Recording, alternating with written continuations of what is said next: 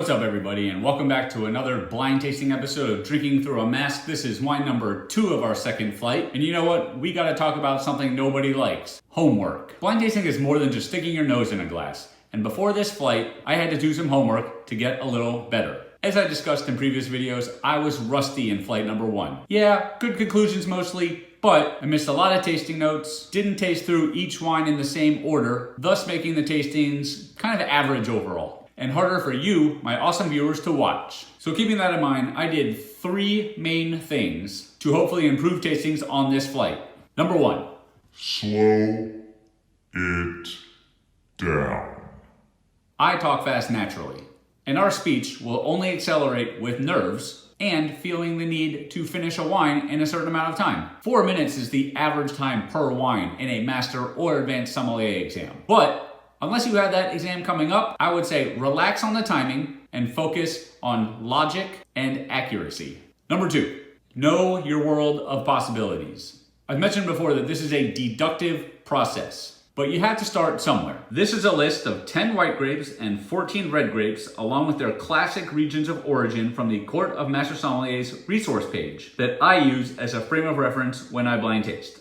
Are all of the wines in these videos going to be on this list? Probably not, but likely most. And if I run into a wine not listed here, that's cool, I'll just put it on. And finally, number 3, and probably the most important, use a grid. If you're new at this, out of practice, or just want to get back to basics, you need something like this to guide you through a tasting. This is one iteration of an advanced or master tasting grid, with boxes for all your types of tasting notes and your structural elements. A good tasting has something in every single box. If you're using a Master of the World blind tasting kit, their website will act as a grid for you, and that's great. But if not, something like this grid will be your best friend. Do it enough and you won't need it at all. Not to mention, you're not even allowed to use a grid in a higher level exam. Don't forget, we are using 2 awesome sources of wine for these videos: Master of the World blind tasting kits and FLX Provisions. I talked about them in detail in the last video, so check that out if you haven't seen it, and I'll leave the links for both in the description below. As always,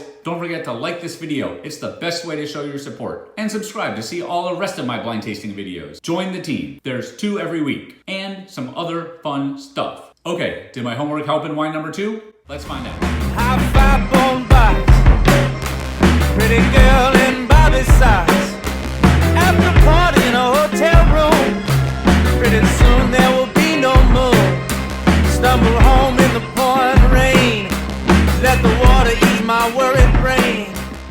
Okay, wine number 2 is a white wine. It is free of gas. It is free of flocculation. It is clear. It is star bright. The core color here is straw of medium intensity with a silver rim, not much color variation, and the viscosity here, medium.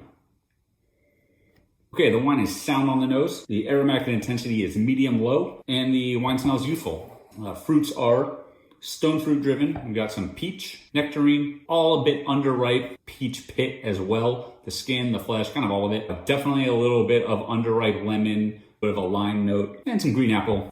Flowers, really, really delicate white flowers, citrus blossom, maybe a little bit of like acacia. Nothing really, really dominating the wine. There's definitely a savory thing to talk about. I think we've got a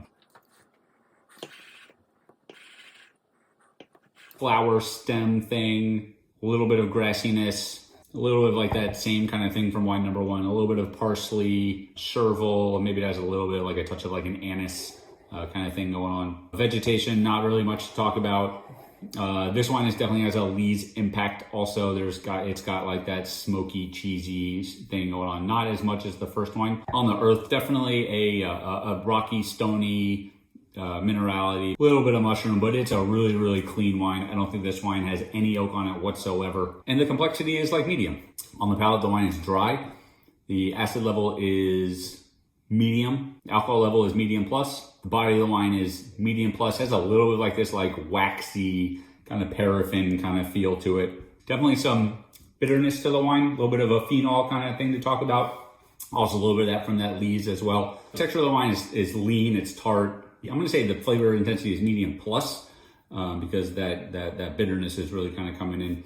The complexity though is still, I'm going to leave it at medium. Fruits on the palate, pretty much the same. Definitely peachy, peach, white peach, flesh, skin, pit, all of it, apricots, lemons, limes, green apple, just right or maybe a little bit underripe. The flowers are maybe a little bit more dried in nature, but still that delicate white, like acacia flower, apple blossom, something like that. Herbs, spices, vegetal. It's got that grassy thing. It's got that rainwater thing.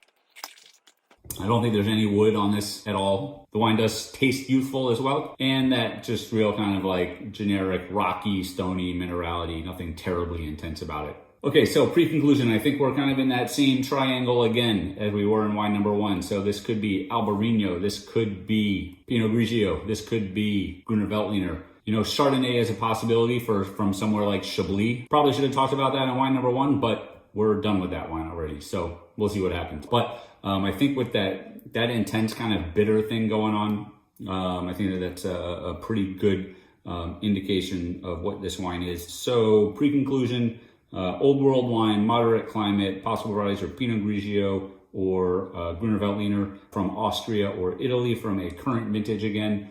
So I will call this wine 2018 Pinot Grigio from Alto Adige region of Italy, medium plus quality. Okay, so that was a tough wine due to a lack of obvious clues. But I think there was a demonstration of focusing on what was in the glass rather than making things up as we tend to do on a vague wine like this. So what is it?